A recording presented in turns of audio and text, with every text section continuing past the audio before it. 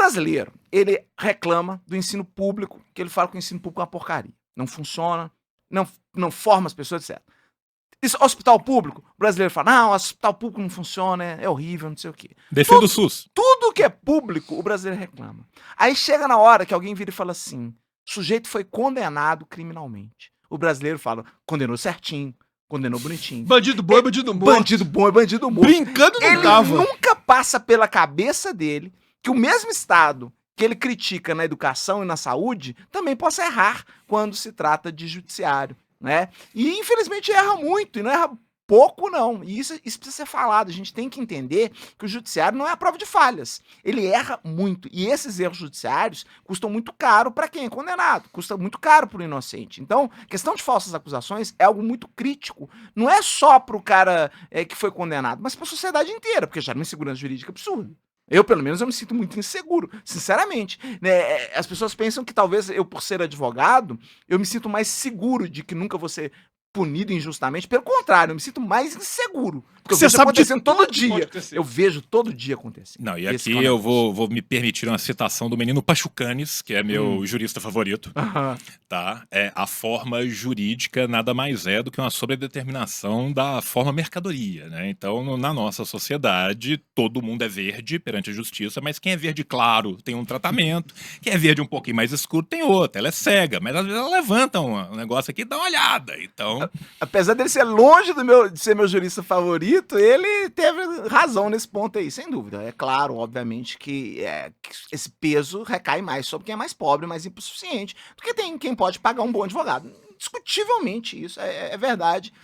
Mas acontece também com pessoas de classes altas. Né? Não essa blindagem hoje não existe mais. Hoje a gente vê pessoas, mesmo pessoas ricas, sendo condenadas injustamente também. Né? Claro que com menos proporção, obviamente. E com como vocês menos devem tapa imaginar. na cabeça na hora de Sem ser preso. dúvidas, com menos violência policial ali, né? Mas acontece, assim, sendo muito realista, hoje ninguém tá blindado, não existe essa blindagem, não, tá?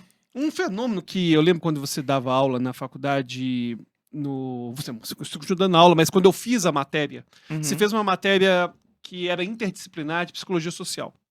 Que era psicologia social, crimes, imputabilidade, enfim, eu não lembro exatamente qual que era o nome, não. Mas a gente você falava, sempre trazia textos envolvendo, por exemplo, fenômenos como conformidade, falsas memórias. E eu queria que você comentasse um tema, que eu até já comentei aqui em algum episódio, mas eu não sou da área, que como você vê o TV Justiça? Porque eu sempre achei o TV Justiça como uma faca de dois gumes. Que ao mesmo tempo que traz transparência, ele também traz mais conformidade para aquele que está dando a sua opinião, emitindo sua sentença, enfim, o mesmo para a Câmara dos Deputados, enfim. Essa transparência, o quanto que ela acaba interferindo nos autos.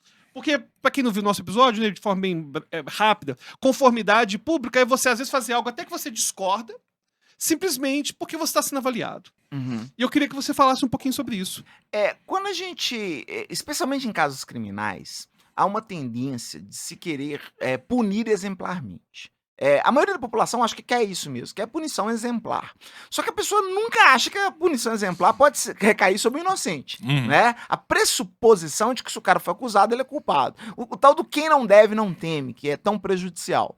E isso, às vezes, quando você tem mídia na jogada, as chances do julgamento se tornar mais midiático e mais punitivista, mesmo que haja elementos de dúvida ali, né? Porque assim, a regra teórica, a regra jurídica em qualquer democracia do mundo é indúbio pro réu. Ou seja, se o juiz tiver dúvida, ele absolve, porque é melhor você absolver um culpado do que você condenar um inocente. Eu acho que todo mundo vai concordar com essa. Se a pessoa discorda de uma premissa dessa, o negócio tá muito feio, né? Obviamente, a gente tem que aceitar que o juiz vai errar em algum momento.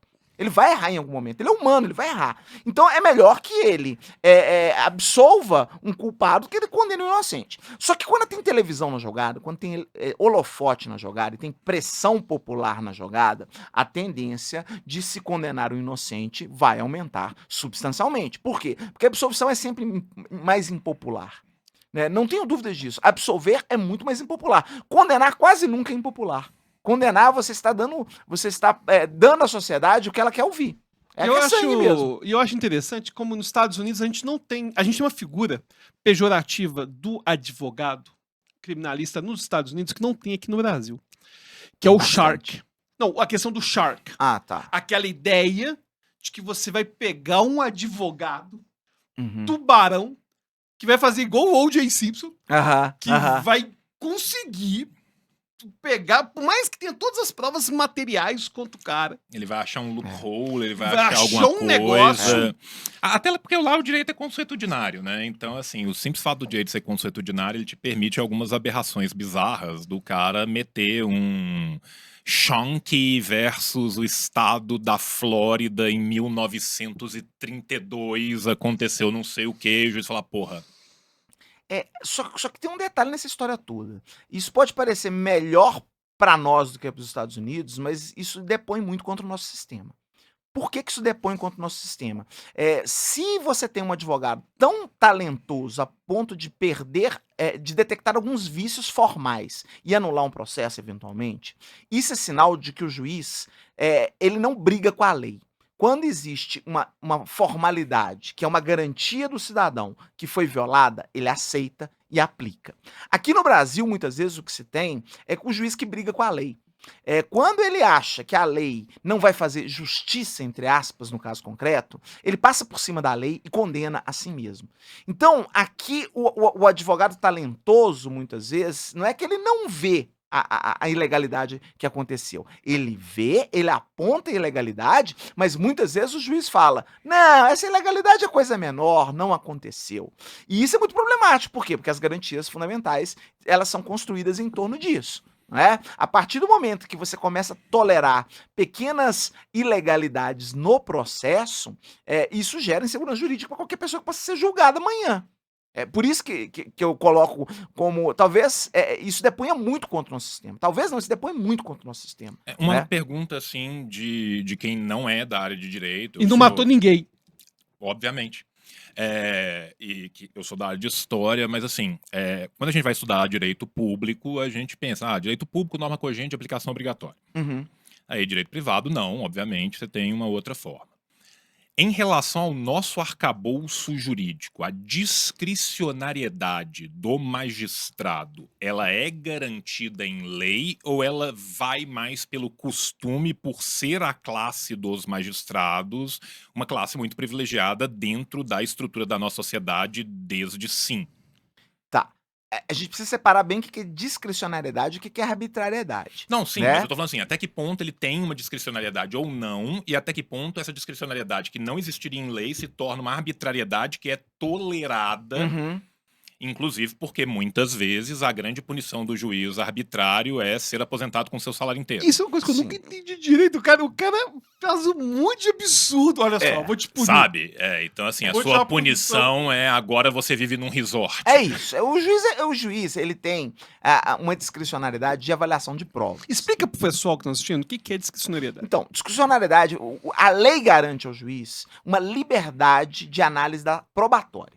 Tá? Então, por exemplo, você tem um sistema antigo, que é o sistema de provas tarifadas, que você tinha confissão do réu, valia tantos pontos, valia muito, era a prova suprema, né? O depoimento de uma testemunha que não conhecesse o réu, valia mais, o depoimento de um amigo, Você tinha um valia barema menos. pro... Você tinha um barema, isso. Você tinha uma tabela com uma pontuação de cada prova.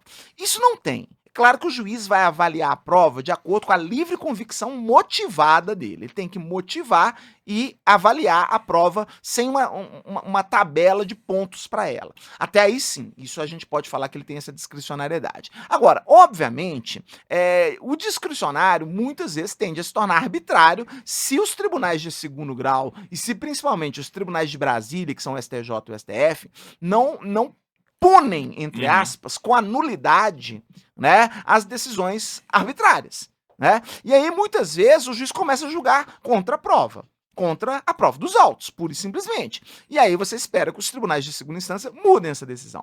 Mas a partir do momento que os tribunais não mudam, e a partir do momento que os tribunais não reconhecem mais nulidades, aí nós começamos a ter um problema institucional muito sério. né? Que é um problema que eu vejo hoje bem generalizado. E em relação à questão probatória. Se você tem um problema de qualquer prova começa a ser válida, as condenações injustas começam a acontecer. Uhum. Reconhecimentos fotográficos duvidosos, pessoas que apontam o dedo pro outro e falam, foi ele, e a pessoa acaba sendo acusada e condenada, né?